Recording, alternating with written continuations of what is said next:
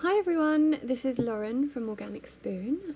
This is my first ever video. I've never done the whole YouTube thing or anything like that, but Instagram have now introduced this IGTV, and I thought it would be a great opportunity for me to talk about all the things I'm passionate about.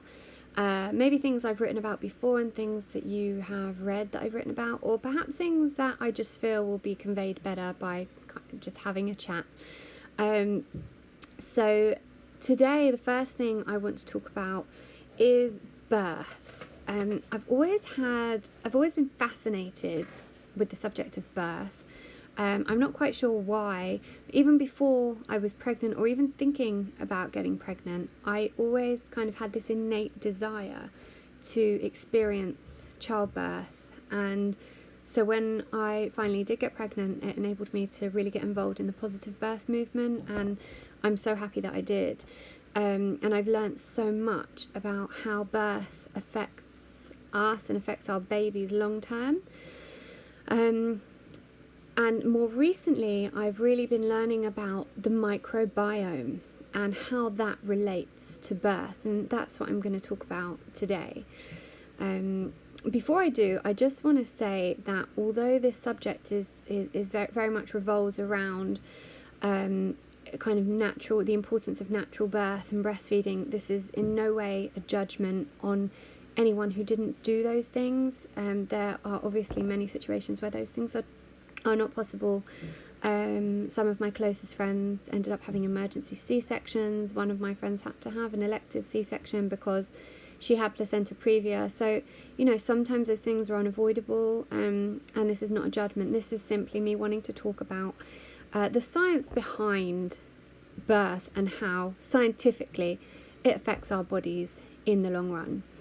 And I'll start off with that by saying that for me, anything to do with health has to come down to informed choice for parents. And I feel that most things within the health industry do not offer that. And that is really pretty much all the things I ever talk about or write about. I write about them because I feel that that parents aren't given the information that could enable them to make an informed choice. So whether it comes down to birth, to breastfeeding, to vaccinations, anything to do with child health, or generally, our own health, I don't feel we are given the right information. And I feel like you almost have to be a detective, just to kind of research all this information, and not everyone wants to do that. We should be given that information by healthcare professionals, and in the subject of birth especially, I feel like, in recent years, it really has become a medicalized thing where women really aren't given many choices. At your midwife appointment, you are asked, what's your birth plan? You're not really spoken through what the options are and what those options would entail. So that is what I'm speaking about now. I'm going to do this video in two parts because I tried it yesterday, did the whole thing without actually realizing that the videos could only be up to 10 minutes. So I'm going to post this in two parts. So what is the microbiome? All right, so as humans, we are made up of trillions and trillions of human cells, but we are actually made up of even more bacterial cells. So we are actually more bacterial than we are human, which is crazy. So now these cells, that's our microbiome. It is essentially our bacterial ecosystem, and they affect everything from the gut, the digestive system, the skin, and the brain. And what's interesting with that is that in recent years, scientists have realized that there is a huge gut-brain connection. So much so that there are many functional medicine doctors recently who have been reversing the symptoms of autism and other such conditions through the gut. So by actually healing the gut, these conditions are getting better, which is just amazing, because previously we thought that, these were kind of lifelong conditions that there was no cure for. So it shows us just how much the gut has an impact in everything to do with health. Absolutely everything. Everything starts in the gut. So how does this relate to birth?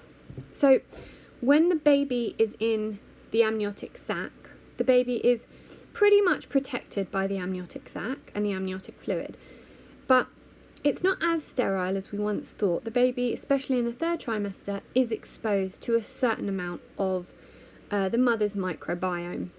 A very small amount, but essentially it is protected. So when the mother goes into labour, when the waters break, this is the baby's first introduction to the mother's microbiome. And this is what we call the seeding of the microbiome, where the baby is first introduced to anything outside of its own protected sac. And then the birth process continues. And the next part is obviously the baby passing through the birth canal, at which point the baby is then exposed to the mother's vaginal microbes. That's the next part of it. The following part, as the baby actually comes out, the baby is then exposed to the mother's fecal matter, which is actually the next part of the seeding process. Then the baby is exposed to the air and hopefully the mother's skin, which is the next part of the process. And the next part of the process after that is breastfeeding. That is how we have evolved as humans to expect birth to be. That is the natural seeding process. Now, within that evolution, our bodies have created the most amazing kind of system where, and this is where it gets really fascinating as well. The mother's breast milk produces 700 species of microbes. But some of those microbes, there's oligosaccharides, special sugars in some of these species of the breast milk. And some of those are there simply to feed the microbiome. How amazing is that? Not even to feed the baby, just to feed the microbiome, to give the baby's gut that chance to really, really grow.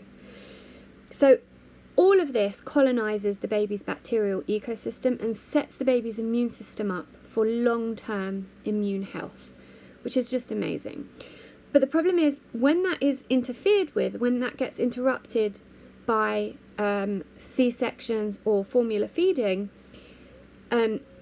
we kind of interfere with that whole natural birth process that we have evolved to expect. And this is when complications can arise.